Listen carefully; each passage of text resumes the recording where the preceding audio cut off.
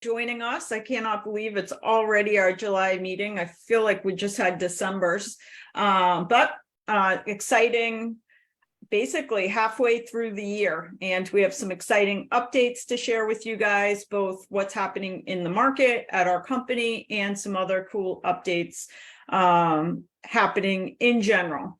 So let's dig into today's program. First, we want to, as always, welcome our newest agents who have joined in since the last sales meeting.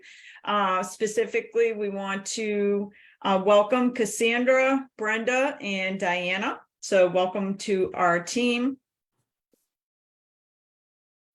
Then let's go through our closings for the month of June. Interestingly, for the month of June, we were almost on par. Not quite what we did last June, but we were pretty close to what we closed for last June. As many of you know, the National Association of Realtors has been predicting that numbers would be down by 30% across the board for real estate transactions this year. And for the first quarter of this year, that is very much what we experienced, about a 30% decline in transactions. And we're starting to see that improve a little bit as more inventory comes on the market. So for the month of June, we had 331 closings plus 59 rentals. I'm pretty sure our rental transactions are at an all-time high right now. We have lots of agents digging into rentals. By the way, if you're a Massachusetts agent doing rentals, you have to take a rental course. The state of Massachusetts is so strict when it comes to rentals. You must take a course on rentals if you are doing rentals, specifically in Massachusetts, because it's way too easy to have licensing issues and fines that come through if you do something wrong on the state of Massachusetts rentals. Anyways, back to the more exciting news, which is that we closed 331 transactions for the month of June at 171 million in sales volume. Let's take a look at who our high performers are for the month. Here's a breakdown just by offices. So our Massachusetts offices did 257 transactions at 141 million. Our Florida offices did 41 transactions at 14.4 million. And New Hampshire did 32 transactions at 15 million. As a reminder, this is for agents based in each of these territories. So it's not 100% accurate because many of the Massachusetts agents are doing New Hampshire transactions and the New Hampshire agents are doing Massachusetts transactions. But this breakdown is just based on transactions from agents who are based out of a Mass, Florida, or New Hampshire office. All right, our top 5. Let's go through all of our top agents. As you guys know, Sergio puts this out every month. You'll receive an email today. If you're on this list, as well, if you're on our top 25 company-wide list, if you're on any of our top agent lists for the month, those get published to LAER Agent Services, and our marketing team and Sergio are great about putting together some great marketing pieces so that you can download them and then upload them to your social media to do some humble bragging. So let's take a look at our top 5 for Massachusetts for June. And this is based on teams by volume. So we have Page & Company number 1, O'Connell & Company number 2, Vision Realty Group 3, Kennard Residential 4, and the North Star Group out of Andover. Congratulations to our top 5 teams by volume. We then have our top 5 individual agents by volume. Congratulations to Catherine Meisenheimer, Joan Barker, Terry Maffio, Brenda Albert, and Christine Clark. Next, let's take a look at our top 5 teams by unit sold. We have O'Connell & Company, number 1, Rose Homes, number 2, Page and Company 3, Vision Realty Group 4, and Silver Key Homes number 5 for our Massachusetts agents. Top 5 teams by unit sold. Let's take a look at our Massachusetts top 5 individuals by unit sold. Congratulations goes out to Brenda Albert, Joan Barker, Olivia Paris, Terry Maffio, and Jessica Donahue. We then have our New Hampshire top 5 teams and individuals. We have Jessica Preventure, number 1. I think this is by units. Jessica Preventure, number 1, Platinum Realty Group 2, Karen Pelletier 3, Lisa Newman team number 4, and the Fulford Group number 5. And then we have our top teams by volume for June. And this is for our Florida offices. So congratulations to Jeff Browning, Team Brian and Blanco, Star Smiley, Harriet Offerman, Team Batro, Sandy Hackle, Isabel Casada, Steve Wilson, John Slavon, and Connie Dalton. And then also our top 10 in Florida by units. So congratulations to Steve, Jeff Browning, Team Brian and Blanco, Harriet Offerman, the Batro team, Sandy Hackle, Joe Cudnick, Lisa Stewart, Ashley Olette, and Janet Campbell. So congratulations to all of our top agents. We also will be publishing the top 25. So here's the top 25, and these are company-wide. So this is all of the offices, both individuals and teams, and that gets published as well. So if you're on any of these lists, when Sergio sends it out, if you click on the blog post, you'll scroll down to the bottom and find all kinds of social media pieces that you can customize and update, and most importantly, share to social media with a humble brag about your success for the June market. So congratulations to everybody who made it onto our list. Let's take a look at our volume year over year. So I mentioned that we did 171 closings. I'm sorry, 171 million at 331 closings for June. If we look at last June, so going back to 2022, we did 349 closings at 189 million. So our units are pretty much close to on pace, and dollar volume is just down a little bit for the month of June. I then put on there just a year to date, so you could compare where we were last year versus where we are this year. And you'll see that this year so far, we, as of the end of June, have closed 1,346 closings, and that's $645 million in volume. As compared to this time last year, we had closed 1,600 transactions at 756 million in volume.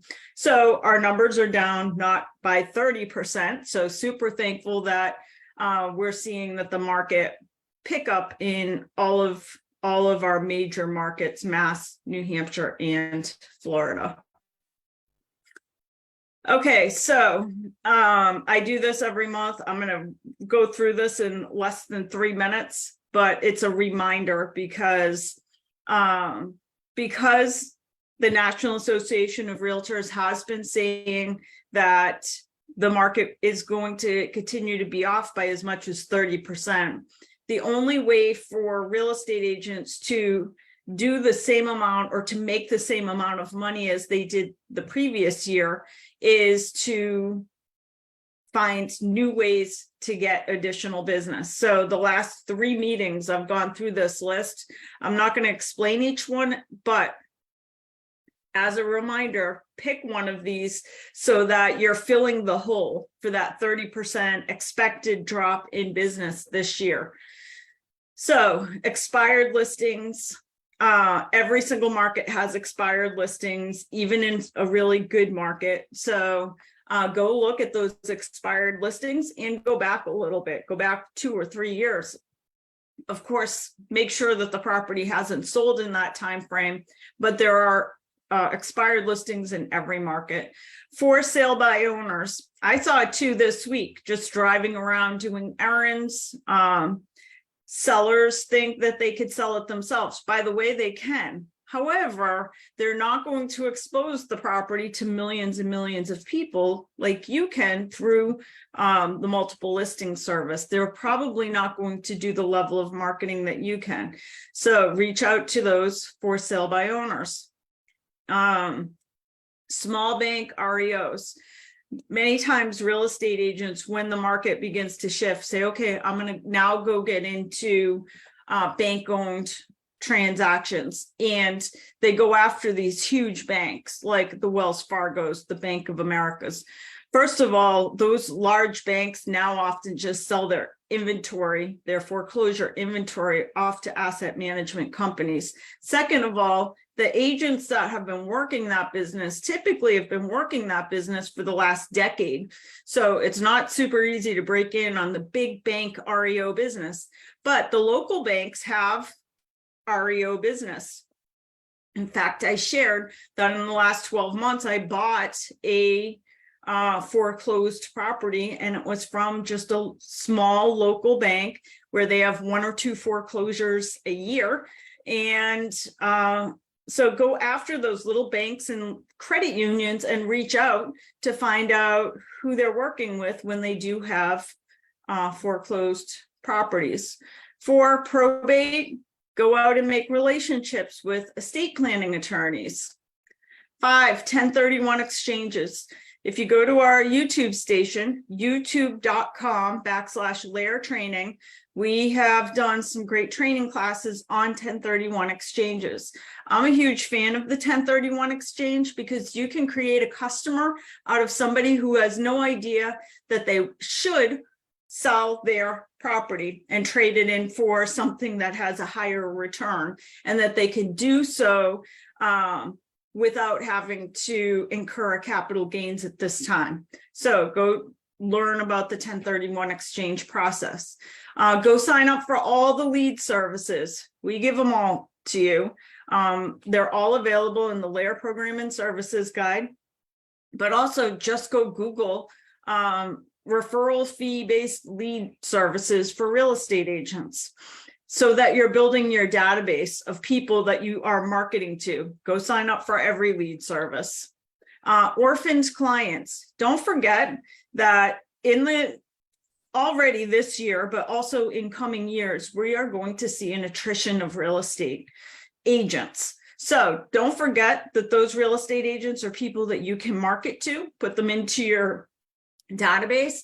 And if you know of agents that are retiring or getting out of the business because it's more difficult than it was over the last few years, then work out referral arrangements and say, hey, let me take over your database. I'll keep marketing and I'll pay a referral fee for anybody that comes in off of your database.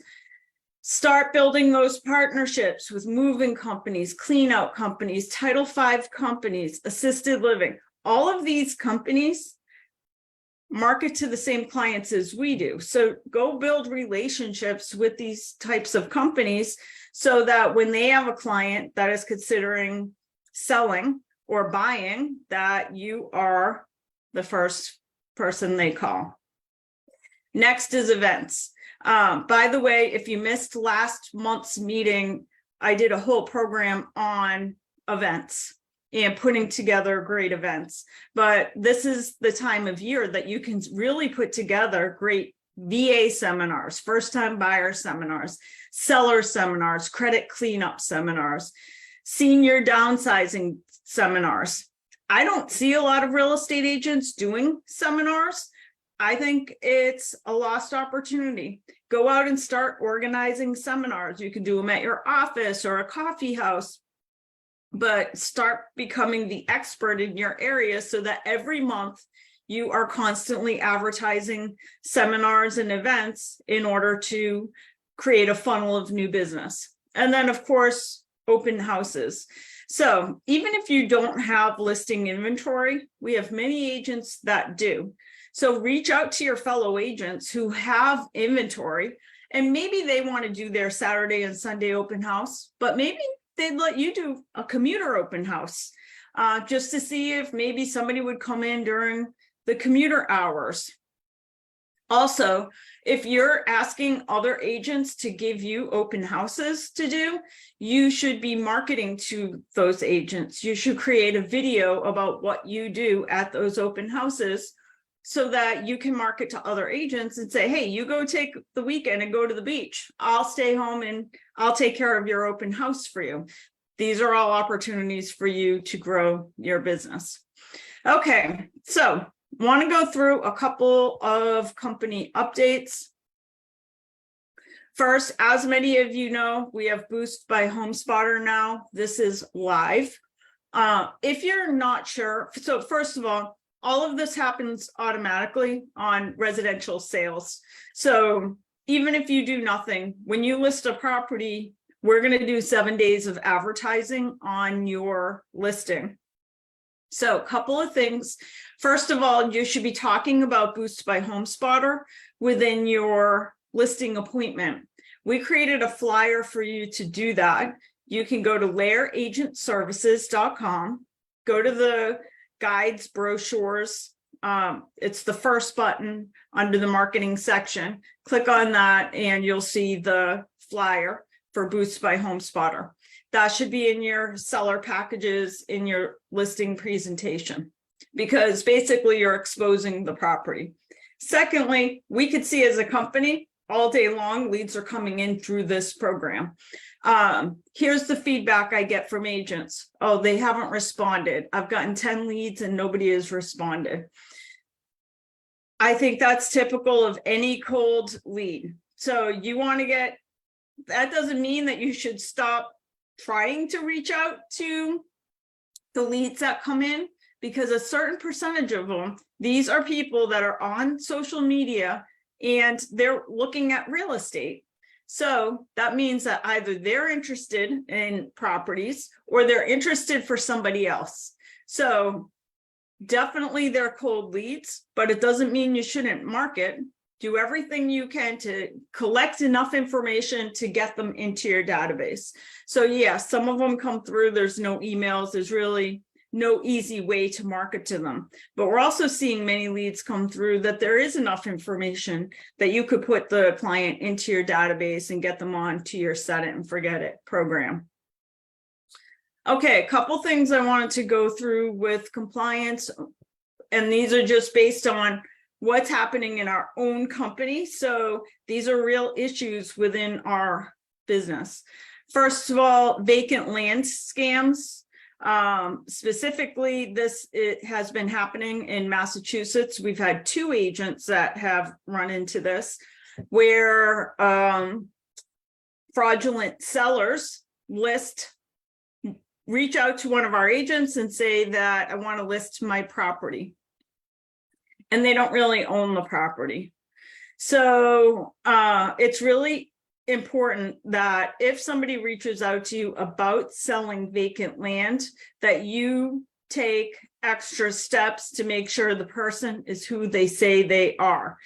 Specifically on the 2 that we've had issues with, the sellers were supposedly don't live in the area, so our agents could not meet them. That right there is a red flag. So if somebody's trying to sell vacant land and you cannot meet them, right off the bat, you can reach out to us at Happy Agent and we'll see if we can offer some ideas. But if you're not meeting that seller, right off the bat, you have potentially a vacant land scam.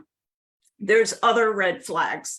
So for example, one of our agents knew right from the beginning that something was very fishy, because it was a lead that came in off of Zillow and it was just too easy.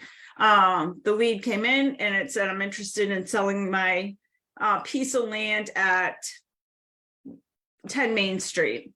And can you tell me what it's worth? And our agent said, you could probably get, let's say 600,000 for it.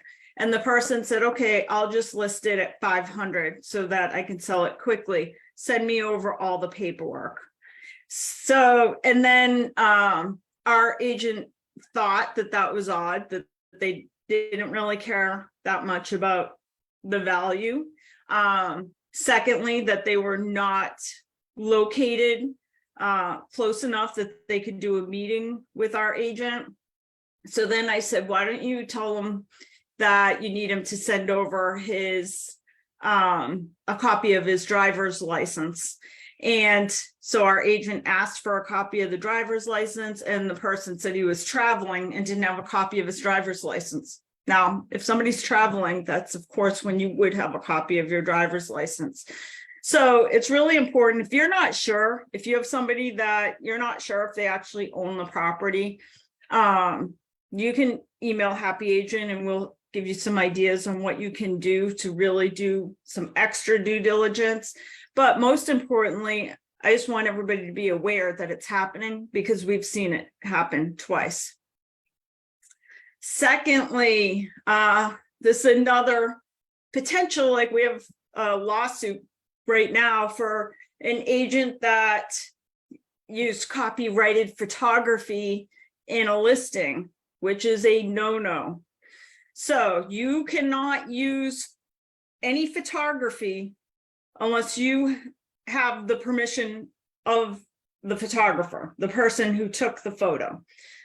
This means that you should never Google, for example, you need an image of something for your website or for your listing. You should not Google and then grab a Google image, because most of those Google images are copyrighted. So you put it up onto MLS, that now gets syndicated to thousands of websites, and you potentially have a lawsuit. You get sued personally, the company gets sued. So do not use copyrighted photography. This is also true, you should not use other real estate agents' photography. So you listing a property that had been listed with another brokerage, you should not just use their photos. Those photos belong to the person who took the photos. Secondly, if you're doing social media marketing, for example, you just sold a property, it was not your listing, you just sold a property, and now you want to do a post, a just sold post about the property you just sold, where you represented the buyers. You should contact the listing agent and ask for permission. I think it's best that you send an email so that you have some sort of documentation that you have permission to use that photography. But I wanted to show you guys this because I want you to know it is real. This is a potential right now. Our E&O insurance carrier is working on this particular issue because we used copyrighted photography in a listing. What was the photography, by the way? It was like a tennis court. So it was 2 pictures we're getting sued on. And it's for a complex somewhere in Florida. It was, one is a tennis court and one is something, they're like drone photos, but it's 2 photos. So, and you look at these and you say, this is crazy. But there are companies out there that, like, there's attorneys that just do this for a living. And they look for stuff exactly like this so that they can sue you. So do not use Google Images. This is why when Sergio and I do classes on Canva, we say, you know what, pay the $12.95 a month for the pro version of Canva, because you get tons of images with it. If you're using the images within Canva, then you have the Canva license gives you a license to use those stock images. Don't ever just Google and pick an image, and don't use other real estate agent photos, because you're opening up yourself and the brokerage to a potential lawsuit. I don't think Craig is with us today.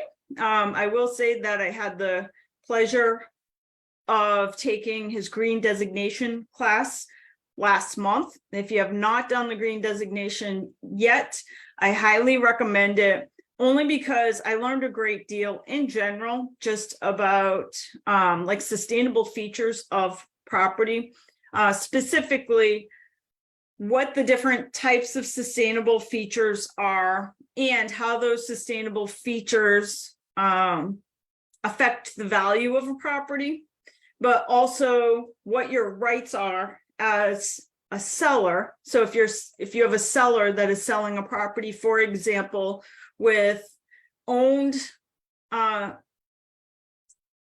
solar panels, not leased solar panels, but if your seller has owned solar panels, that adds to the value of the property, which means you then have the right to ask for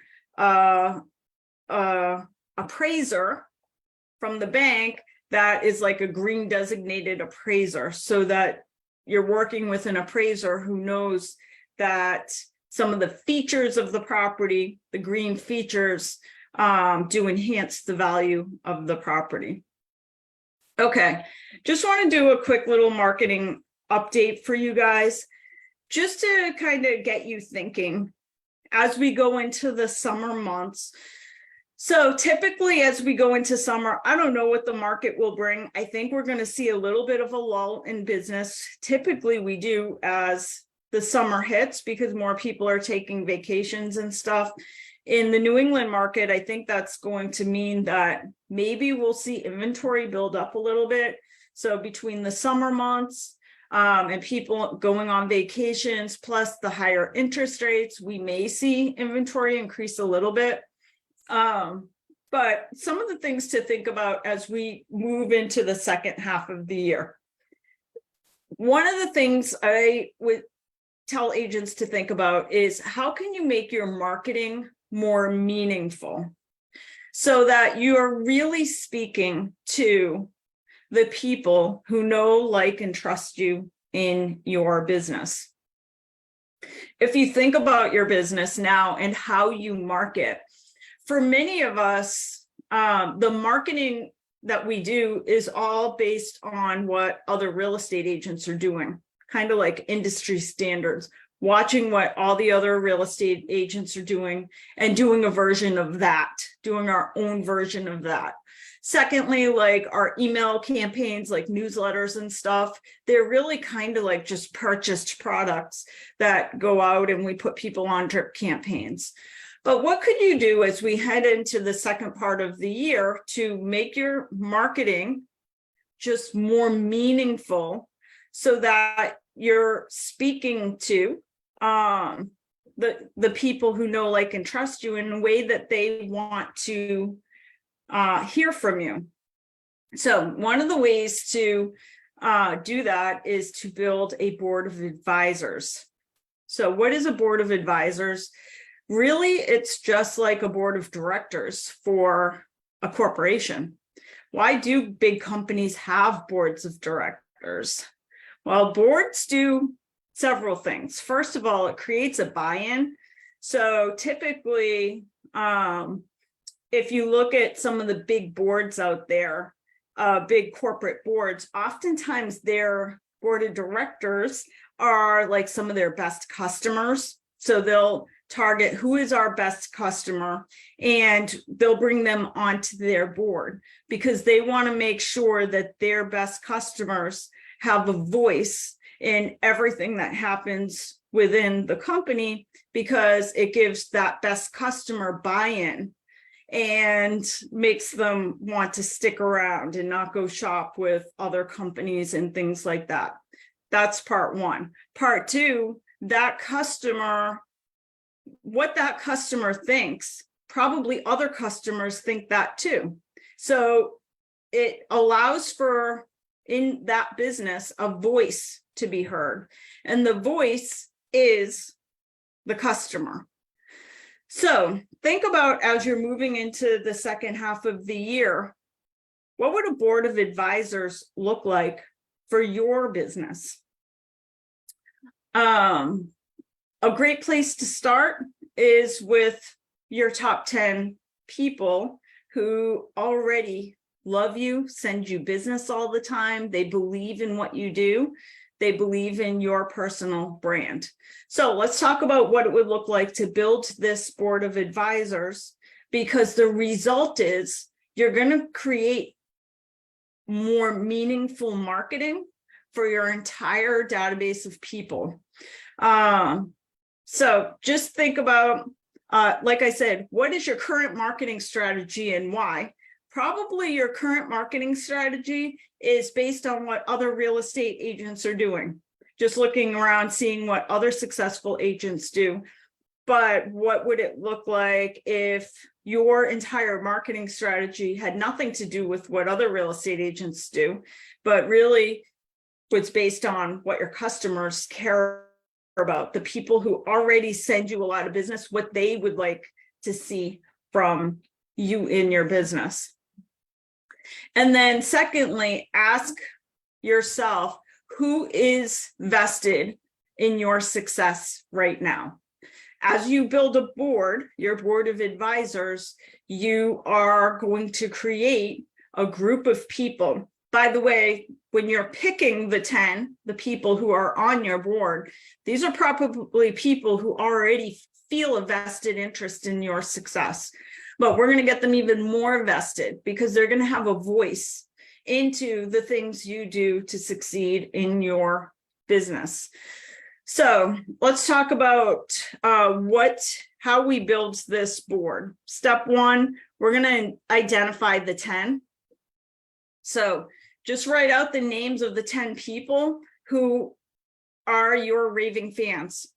All of you guys have raving fans, the people that send you business, refer you business.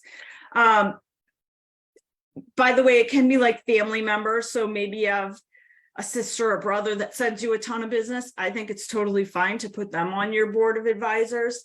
I'd also think about it. You could also include on there people that might not yet send you business, but are on the peripheral of doing business with you. Maybe there's a builder that you want to be working with, or a developer, reaching out to that person.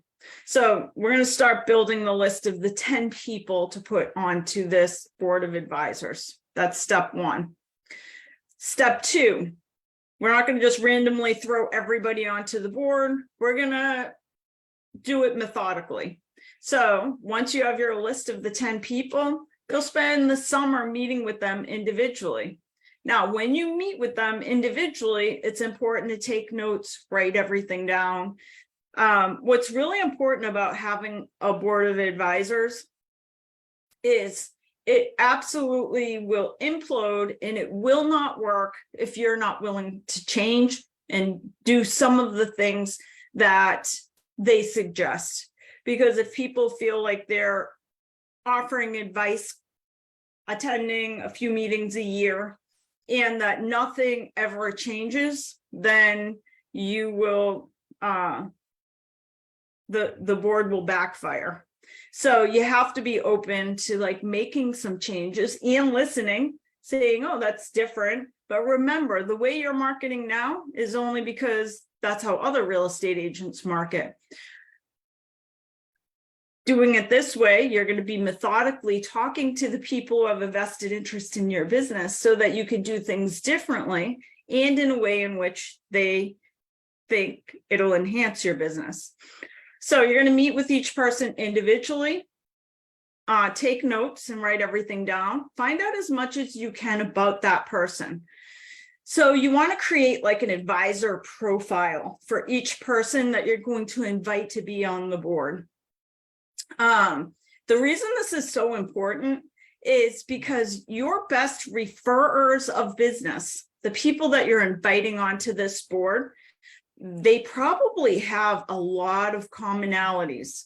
There's a lot of things that make them the same as each other. And that's going to be important as you grow your business, because once you write down what these commonalities are, then you're going to have an easier time, first of all, marketing to them, but second of all, identifying in the future others who would be a good fit onto your board of advisors. During this individual meeting, you're going to ask for advice about building your business. What kind of marketing would they like to see? What are other agents doing that they think is interesting, to find out if they're following what other real estate agents are doing. Ask, what could you improve upon? So this is a fact-finding meeting where you're asking for advice on how you could better serve them as a real estate agent. Well, at the end of the meeting, you're going to invite them to be on your board of advisors. Step 3, once you leave that meeting, you're going to review notes and you're going to execute on some things. So review the notes that you took at the meeting and think about what's one thing you could change based on the feedback from the meeting, and make the change. Typically, these are not huge changes, but what's the one thing that you could change based on the feedback that you received? Make the change and then follow up with the individual to let them know what the change was and that you made it because of the advice that they received. A great example of this is I had interviewed an agent about 9 years ago, and she did this with her database. Like, basically, she had a board of advisors, and during one of the board of advisor meetings, somebody said, the newsletters you send out are junk. Like, we don't read them. And she said, what would you like to see the newsletters be about? And they gave some suggestions. There was about 4 people on her board of advisors that said, I would love to know, like, information on, they live in a golf community like up in Phoenix, about, I'd love to have monthly updates about like just some of the golf clubs in the area. And another person on the board said, I think it would be cool if I could just have updates about stuff to do locally within the marketplace on a regular basis. So like if there's any shows coming, things like that. Anyways, this agent changed their marketing plan, and they had 3 different tracks where when she met with customers, she'd say, I'd like to add you to one of my monthly newsletters. I have one for golfers. I have one for things to do. And I forget what the third one was. I think it was for stuff around families. So she'd add them to one of these 3 different, but it was meaningful marketing. And that came from listening to the people who were her board of advisors and realizing that there is commonalities with the people that typically you do business with. So it's not like the board of advisors is kind of like just picking, saying, okay, these 10 people represent the hundreds of customers that I do business with. So by listening to these 10, I can execute better for the hundreds. So step 4, organize your board meeting. I don't think you should have a lot of board meetings. You don't want it to be overwhelming for you or for the people who are your board of advisors. I think 3 times a year is fine. You might be able to get away with even 2 times a year, but it should be a group meeting. Choose a place with limited distraction. It should not be super long. I think 90-minute meeting. Create your agenda. Like, this is the checklist of things that we're going to speak about at each meeting. Send out your invites, request RSVPs, and feed them. If you're inviting people into get together, you'll want to feed them as well. Step 5, host your meeting. At your board of advisor meeting, make introductions. It's a good idea to have name tags because many might not know each other. Of course, you must take notes. It's really important in the individual meeting and the group meetings that you're taking notes so that you can go and execute on great ideas.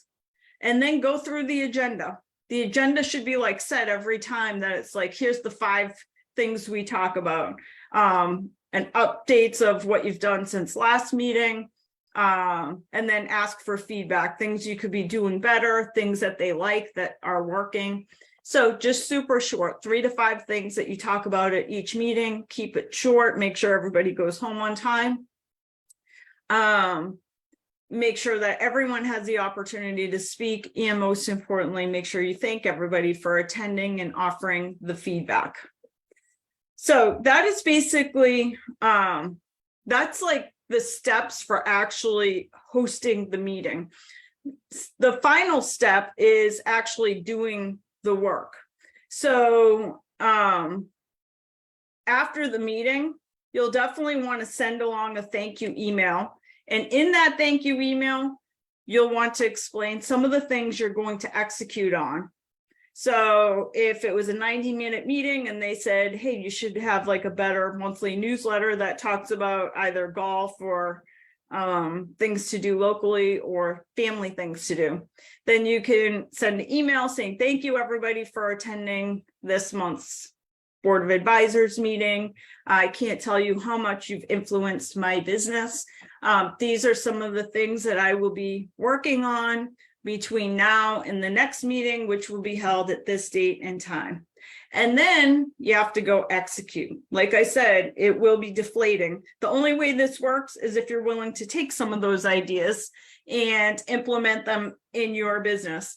But once you do that, and it does not have to be huge, drastic changes, small changes, so that your board of advisors have buy-in. They want to show up to an advisor meeting because they see that they're making a difference. And most importantly, because they are a representative of the entire group of customers that you work with, you'll start seeing better results in your business because you're now participating in meaningful marketing. So that's it for today's little segment on how to create meaningful marketing, and doing so by creating your board of advisors. Want to make sure you guys have seen our new and improved LAER agent services.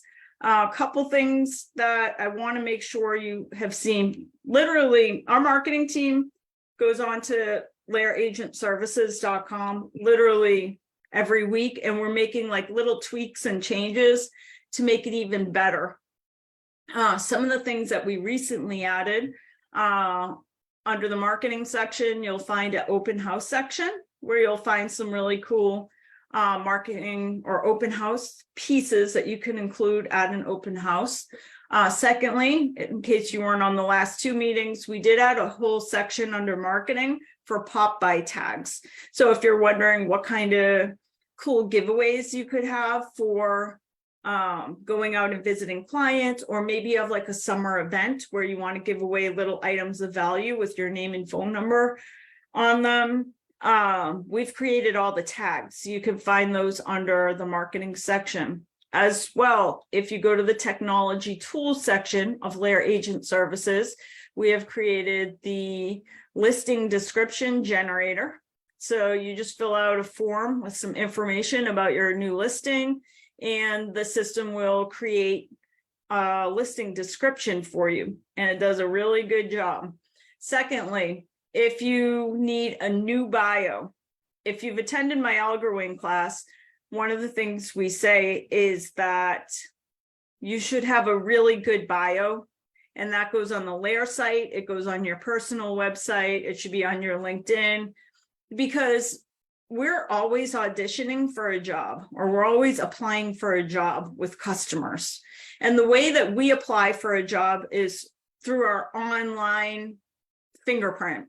So if a consumer is referred to you, maybe their next door neighbor used you to list and sell their house, and now the neighbor said, oh, call this agent, they want to list, and this agent was great. That person is most likely going to go Google you. So it's important that you have a really nice online profile. That means that anything that comes up on the first 10 items on the Google search, which is the first page of the Google search when somebody Googles your name, all of those links should be updated and should include a nice bio about yourself. So many agents do not have a great bio, so we created the bio generator. It will help write it for you. Both the listing description generator as well as the bio generator. These are artificial intelligence, so it is important that that you read it. You'll have to double check it once it's created, and you might have to make some tweaks, but from what we've seen, they come out great. If you haven't been through the Algorwin class yet, you can go to laerrealty.com/Algorwin to download the Algorwin booklet. There is also an online version of the class. It's only a 1-hour program. If you go to our YouTube station at youtube.com/LAER training. I've gone to several locations throughout Massachusetts, New Hampshire, and Florida doing the training. We're working at scheduling some additional upcoming events as well. If you're a newer agent, especially, highly recommend that you go take the Algorwin class, because this program gives you direction, what to do every day in a business where you get to decide when you wake up each day what you want to do. Some of the other things, make sure you're checking out the social media that our team sends out to you every Monday. We've been incorporating some new fun stuff into the weekly social media stuff. So you'll see more videos. This week we had a cool little magazine cover. All of it's customizable. So go check out some of the great social media pieces that we've been adding. If you're not receiving that text every Monday, just shoot us an email at happyagent@laerrealty.com. We'll double check it for you, but every Monday you should be receiving a text with all of your social media posts for the week. And we have Nicole just in time. Nicole from Coast to Coast Closings. Any updates for us in the closing world, Nicole? Good morning, afternoon. In regards to your on the vacant land, I actually put in the chat that anybody is welcome to contact any of us here. We work with our title company, Caddick, and they actually will vet anybody for us. They'll look for any fraudulent, they'll check IDs, anything like that. So if you have a suspicious, whether it's land or any type of transaction, just give us a call and we can reach out to our title company and they can help us along. Other thing is, we have very exciting news. We are welcoming a new attorney to the Reading area. So he's going to service the Reading North Shore 128 corridor. Obviously, if we have needing him to go anywhere else, as usual, we will travel anywhere. It's Mike Conway. Unfortunately, he's experienced a loss. So if you have any questions or need anything, just contact Erica or I right now. We're handling his closings right now. Other than that, if you ever need to get in touch with me immediately, best is probably to reach out to either one of the paralegals, Erica or Angela. They know how to get me, so I don't ever want anyone to think that that I'm not going to respond or I'm not here for you. So either reach out to me if you don't get an answer within the time frame you want, reach out to one of them and one of us will get you an answer or an email back to you. Thank you. Awesome. Thanks, Nicole. All right, make sure that you head over to our LAER training calendar for all of our upcoming training classes. You can go to laerrealty.com/training. By the way, when you go to that page, if you scroll down to the bottom of that calendar, you can click on either Apple Calendar or Google Calendar. That way it'll overlay our calendar onto your calendar so you never miss an upcoming training event. Tons of great training classes coming up throughout July. And as always, you can head over to LAER University or to our YouTube station. I highly recommend that you go to youtube.com/LAER training and subscribe. That way, like if you miss one of the live classes, normally our live classes then get just uploaded to our LAER training YouTube. And the system will email you. You'll get like a notification that a new training class was just added. So it's much harder to miss some of the upcoming classes if you subscribe to youtube.com/LAER, LAER training. As always, you can visit any of our LAER offices. If you want to visit a LAER office on a weekend, for example, or an evening, you need to go in and make copies or anything like that, just go to laerrealty.com/office access, fill out the form, and you can get access to the offices. We're always looking to add to our committees as well. So if you go to laerrealty.com/committees, if you're interested in joining one of our committees so that you can have a voice in the tools, training, technology, events of LAER, we would love to have your input. And with that, if you need anything from us throughout the summer, always feel free to reach out to our Happy Agent team. Happy Agent at laerrealty.com is the best way to get a hold of anybody, that is myself or anybody on our staff, because that's where we live all day, is on the Happy Agent system. We occasionally go and check email throughout the day, but where we sit all day long is on the Happy Agent system. So if you need anything, just email Happy Agent, and we can get you the help you need. Our next meeting will be August 9th, and I want to thank everybody for joining us, and I hope you enjoy your summer. Thanks, everyone.